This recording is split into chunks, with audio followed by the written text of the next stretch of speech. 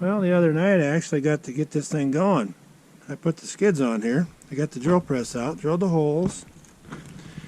And my drill press is small. So I got the outer ones done and I had to hand drill them. I got a couple of clamps. Found out exactly where I wanted these. I got the tractor hooked up to it. Took it down there and got it up in the air. And finished getting the holes drilled. Worked out pretty good.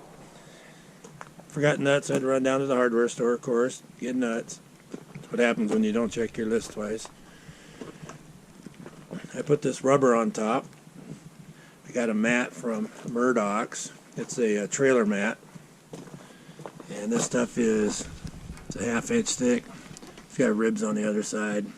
I don't know any particular reason why I did it that way, but it works pretty good. The snow that I pushed was from the previous pushback from the bucket because the snow's melting.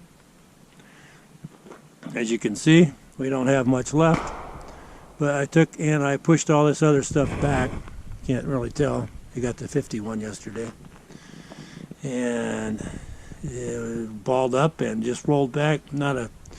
Any snow came back over the top, so that works out great.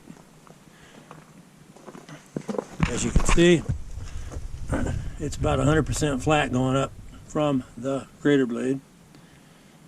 Put these 2x2s in here, welded them on, and you can see how much I cut off of the front, about 4 inches. And so let's go back down here. I literally cut the sides back up to be flush, maybe just a tad higher than the cutting blade.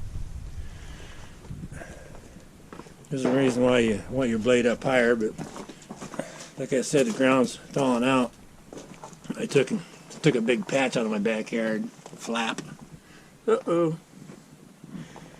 So, my welding's left to be desired, but come back here in the back, you see this L channel I welded on.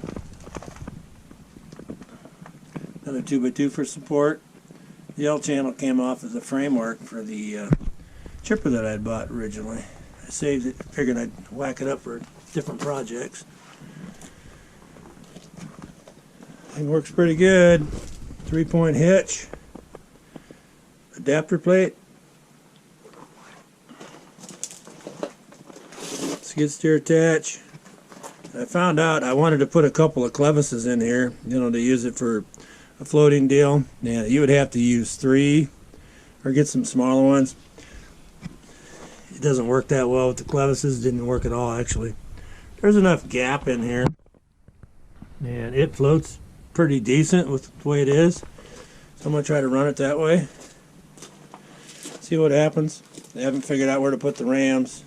I laid one out here earlier. They're 2.5 inch cylinders, 4-inch draw or 14-inch draw. Pretty big. I might have overkilled on that, unfortunately. The old tractor here,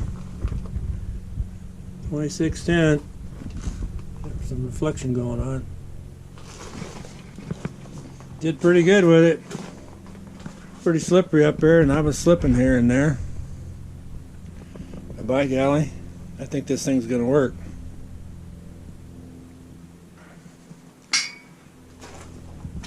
I got my tags. Good to go for another 4.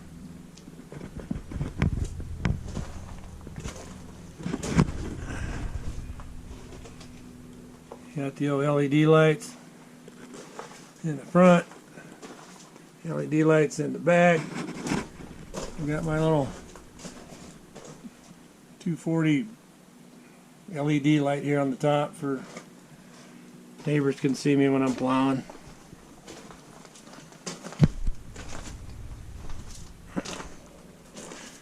So tractor's pretty slick, being a little 25 horse. This pusher's, I don't know what I got in it. I probably got about 800 bucks in it right now, I'm gonna guess. 200 for the plate, 300 for the pusher. That's 5. I bought some miscellaneous I don't even think, yeah, the cylinders. That's 680. I bought miscellaneous hardware. You know, I'm not done. I'll have to buy the hydraulic hoses and fittings. But to have a 7-foot snow pusher for, you know, $900, you can't beat it.